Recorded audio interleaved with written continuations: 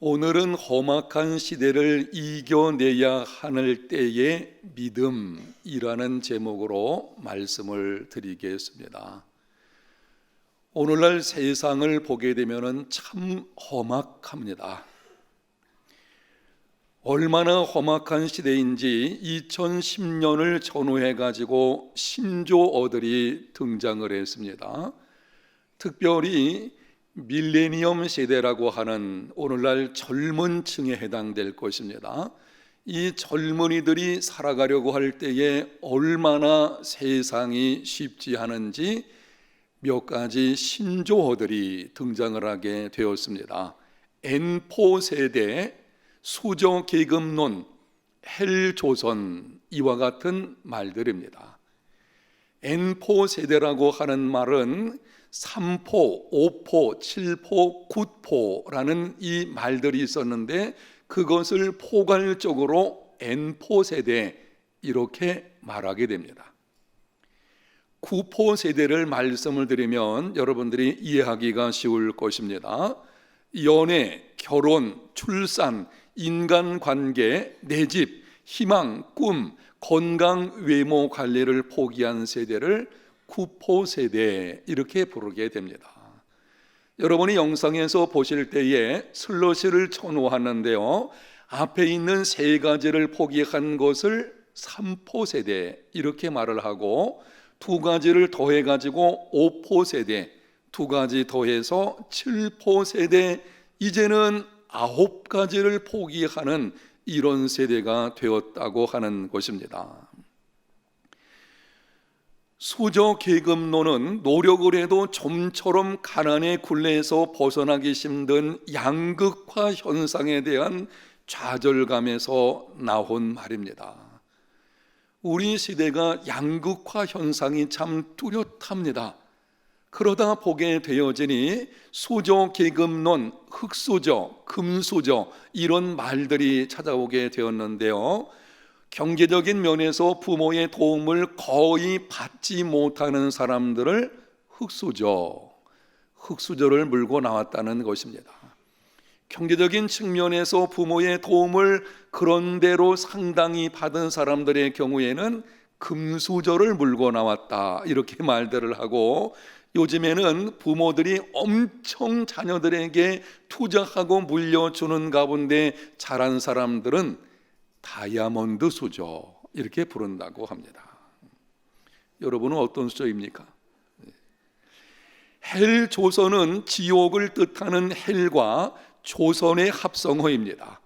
지옥같이 희망이 없는 대한민국을 의미합니다.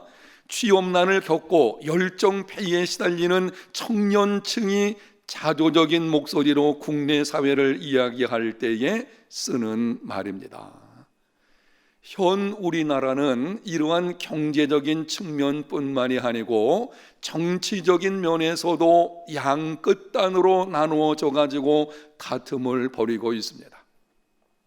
윤리적인 면에서는 심각한 죄악들이 용인되고 심지어 선으로 포장되고 있기까지도 합니다. 전에는 사람들이 개천에서 용난다, 그럴 수 있어요.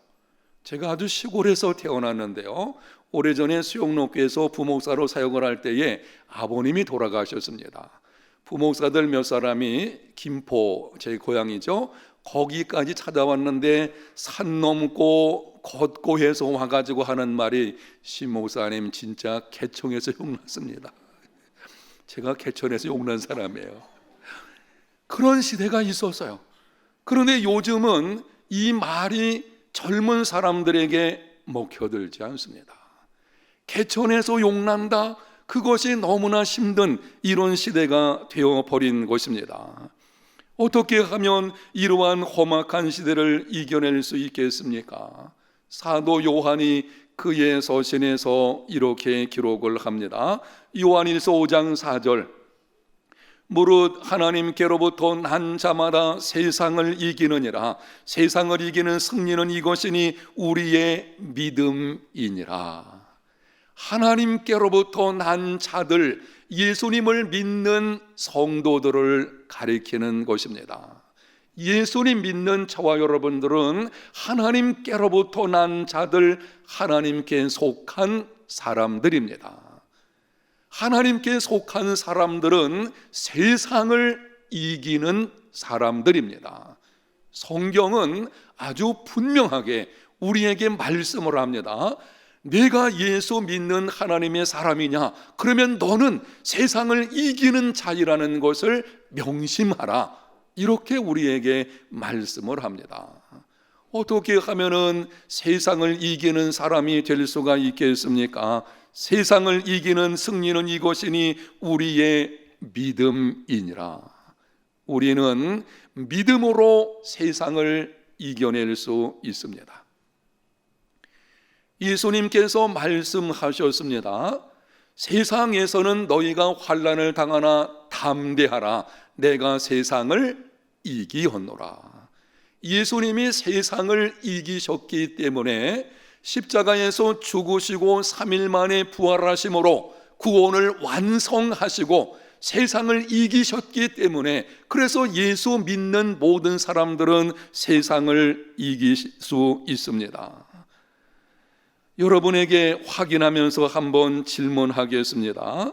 여러분은 예수님을 믿어 하나님께 속한 자가 되었습니까? 그렇다면 여러분은 세상을 능히 이겨낼 수 있는 자들임을 확신하는 삶이 되시기를 바랍니다. 믿음을 굳게 하십시오. 세상 살아가는 거 쉽지 않습니다. 수많은 환난과 역경들이 찾아올 수도 있을 것입니다. 그러나 세상이 나를 어떤 모습으로 다가와서 공격한다고 할지라도 하나님께 속한 우리는 믿음으로 세상을 이길 수 있다는 것을 분명히 알고, 예수 믿는 자기 정체성 여러분들이 명확하게 하셔서 믿음을 굳게 하여 세상을 이겨내는 사람들이 다 되시기를 예수님 이름으로 축복합니다. 오늘 본문에 보면 연약하고 문제가 많은 사람들이었지만 하나님을 신뢰하는 믿음으로 험악한 시대를 이겨낸 사람들이 기록되어 있습니다. 31절 보겠습니다. 믿음으로 기생 라합은 정탐꾼을 평안히 영접하였으므로 순종하지 아니한 자와 함께 멸망하지 아니하였도다. 당시 기생은 몸을 파는 창녀였습니다.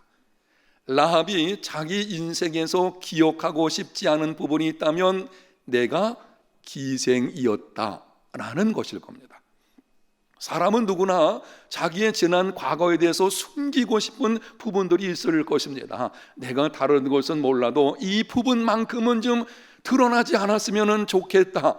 라합의 경우에는 자신의 신분이 기생이었다는 것이 숨기고 싶은 일일 것입니다. 그런데 히브리서 기자는 성령의 감동으로 오늘 본문의 말씀을 기록을 할 때에 믿음으로 라합은 이라고 해도 충분할 것 같은데 굳이 기생 라합은 이렇게 기록을 합니다. 이유가 있습니다. 심각한 문제가 있는 사람도 믿음으로 구원받을 수 있다는 것을 보여주는 것입니다.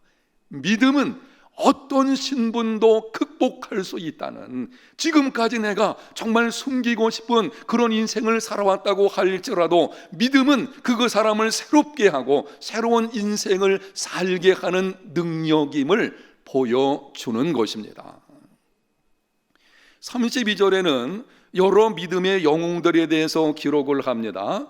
내가 무슨 말을 더하리요? 기드온, 바락, 삼손, 입다, 다윗 및 사무엘과 선자들의 일을 말하려면 내게 시간이 부족하리로다.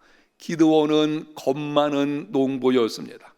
바락은 소심한 성격으로 여선지자 드보라에게 도움을 청한 자였습니다.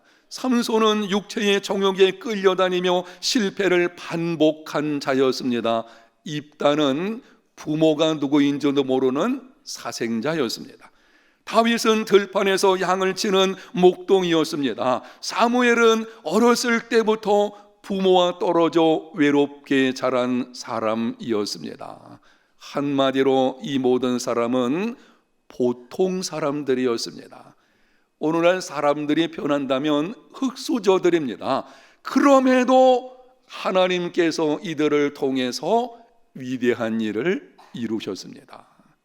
그 이유가 무엇인지를 33절에서 35절 상반절까지 기록을 합니다. 그들은 믿음으로 나라들을 이기기도 하며 의를 행하기도 하며 약속을 받기도 하며 사자들의 입을 막기도 하며 불의 세력을 멸하기도 하며 칼날을 피하기도 하며 연약한 가운데서 강하게 되기도 하며 전쟁에 용감하게 되어 이방 사람들의 진을 물리치기도 하며 여자들은 자기의 죽은 자들을 부활로 받아들이기도 하며 이 모든 일이 가능했던 것은 한번 따라합니다. 그들은 믿음으로, 무엇 때문입니까? 믿음 때문인 것입니다. 믿음으로 기드온은 두려움을 극복하고 300용사를 가지고 미디안의 병사 13만 5천 명을 물리쳤습니다.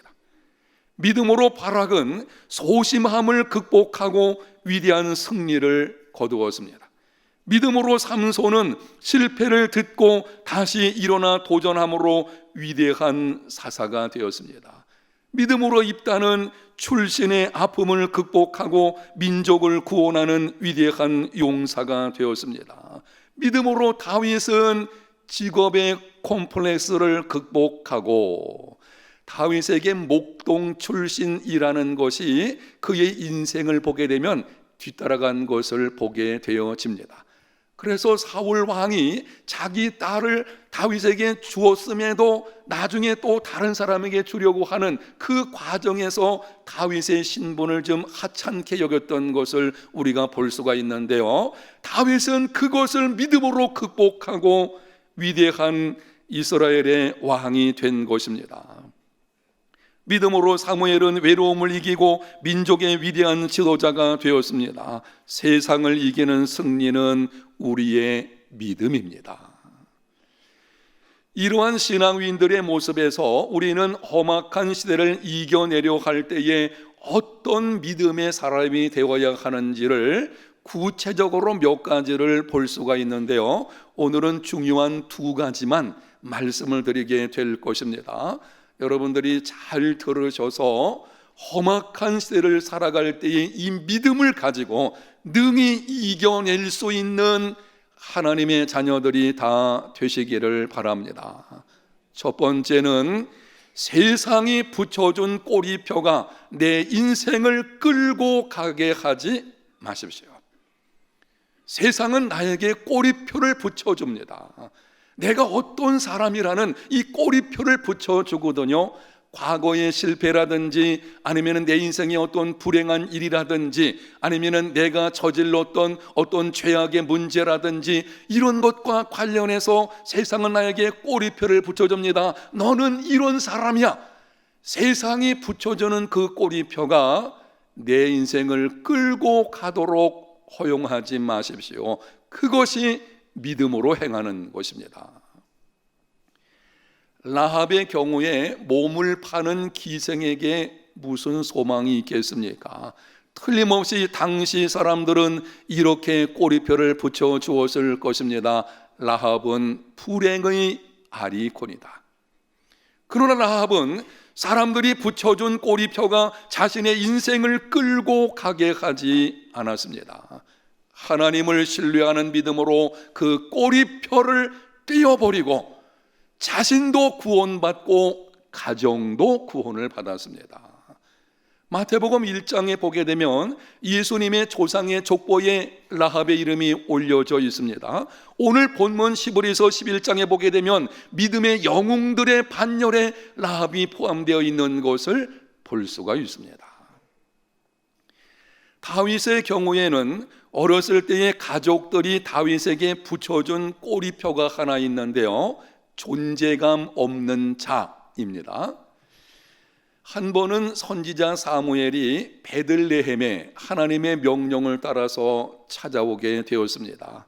이새의 아들들 가운데서 한 사람을 장차 왕으로 기름 부으라. 그래서 찾아오게 된 것입니다. 찾아왔을 때에 이새와 그의 아들들을 초청하게 되었는데요, 그때 아버지 이새와 형들은 자기들만 참석하고 다윗은 그냥 들에서 양을 치게 놓아두었습니다. 양을 치는 것 잠시 동안 치는 사람에게 맡길 수도 있을 것입니다. 그런데 왜 8명 아들들 가운데서 7명은 데려가면서 다윗은 그냥 놓아두었겠습니까?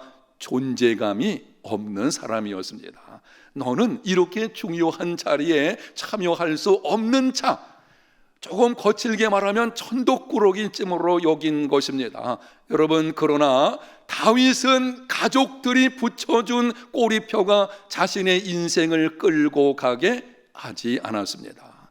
믿음으로 골리앗과 대적해서 승리함으로 이스라엘에서 가장 영향력 있는 사람이 되었습니다. 그리고 후에는 이스라엘 역사상 가장 위대한 왕이 되었습니다. 수년 전에 미생이라는 드라마가 인기 상영된 적이 있습니다. 여러분이 아마 보셨을 것이고, 혹시 보지 못하신 분들이 있다면 이런 드라마는 다른 거 보지 마시고 이런 드라마는 봐야 될 것입니다. 이 미생의 주인공은 장그래라고 하는 고졸 출신 계약직 직원입니다. 입사한 후 최선을 다해서 일을 했습니다. 처음에는 서툴렀지만 시간이 흐를수록 사람들에게 인정받았습니다. 좋은 아이디어를 제공함으로 회사에 큰 유익을 안겨주기까지 했습니다. 그런데 계약이 만료될 시점이 되었을 때에 사람들의 기대와는 달리 정직원이 되지를 못했습니다. 이유는 그에게 붙어있는 꼬리표인데요, 고졸 출신이라는 것입니다. 다행히 주인공 장그래는 자신에게 붙여진 꼬리표가 자신의 인생을 끌고 가게 하지를 않았습니다. 그 드라마의 마지막 편을 보게 되면 함께 직장에서 일했던 상사가 새로운 작은 기업을 만들고 그 기업에 취업을 해가지고 다시 꿈을 키워가는 것으로 막을 내리는 것을 보게 되어집니다. 사랑하는 성도 여러분, 세상이 여러분에게 붙여준 꼬리표는 무엇입니까? 학력, 출신, 외모, 직업, 소심한 성격, 신체적 장애, 계속되는 실패 등과 관련해서 사람들이 여러분에게 붙여준 꼬리표, 그것이 무엇입니까?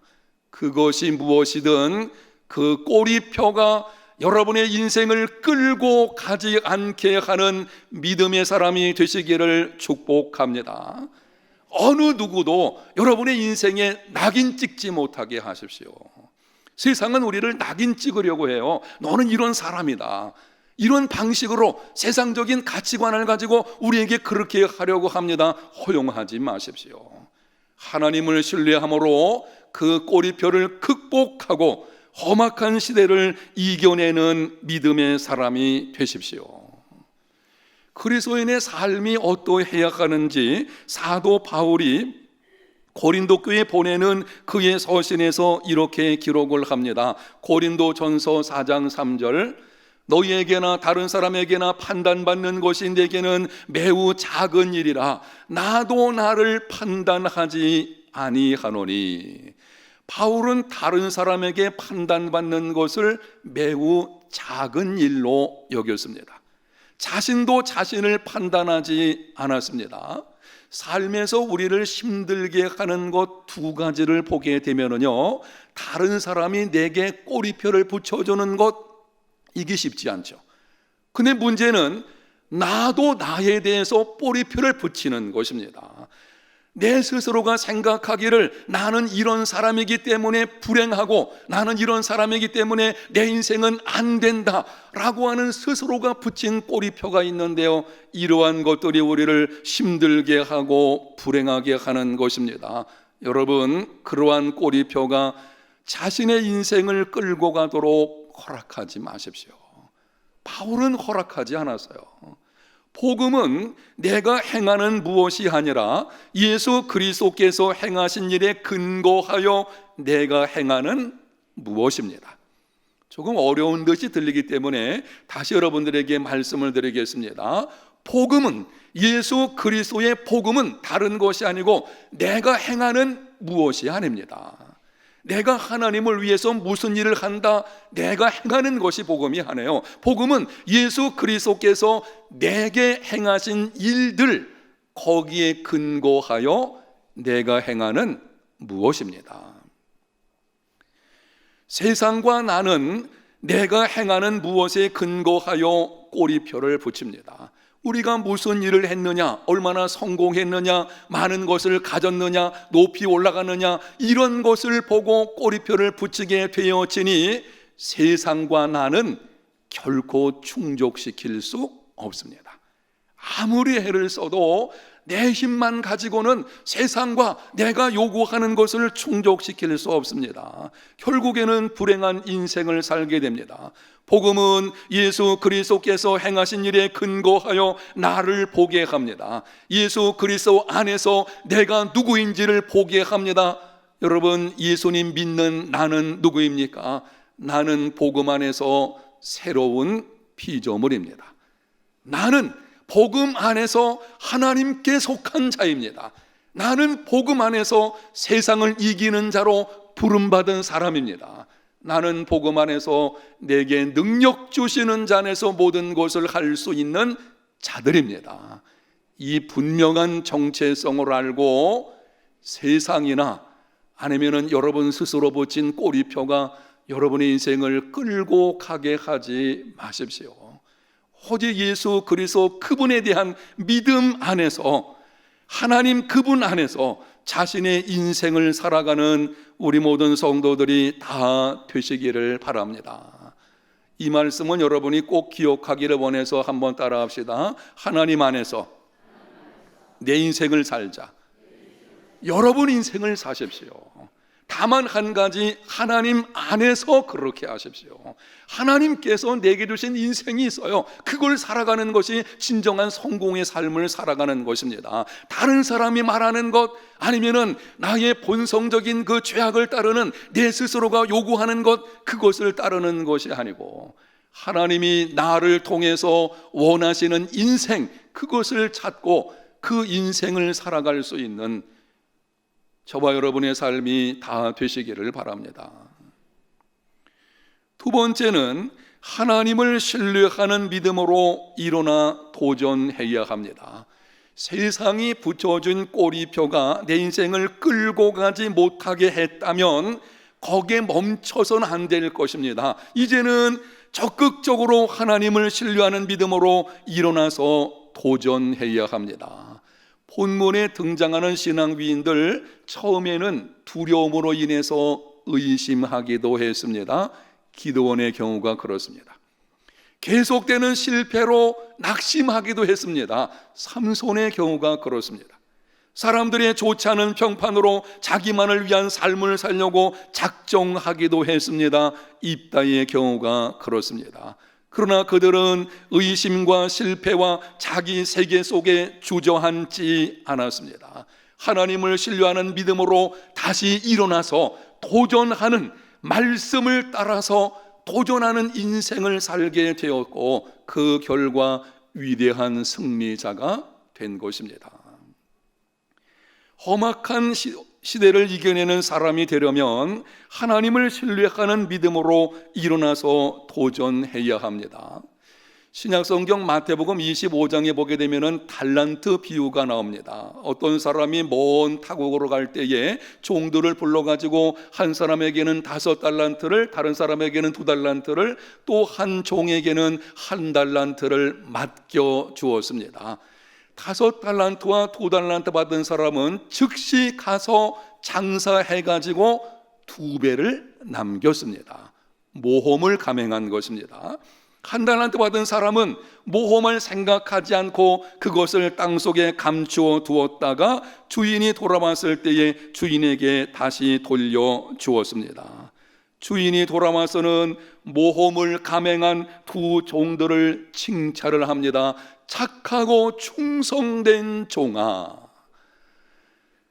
5달란트와 2달란트 받은 사람들이 그것을 가지고 장사하는 것은 쉬운 일이 아닐 것입니다. 장사하게 되면 자칫 잃어버릴 수도 있어요.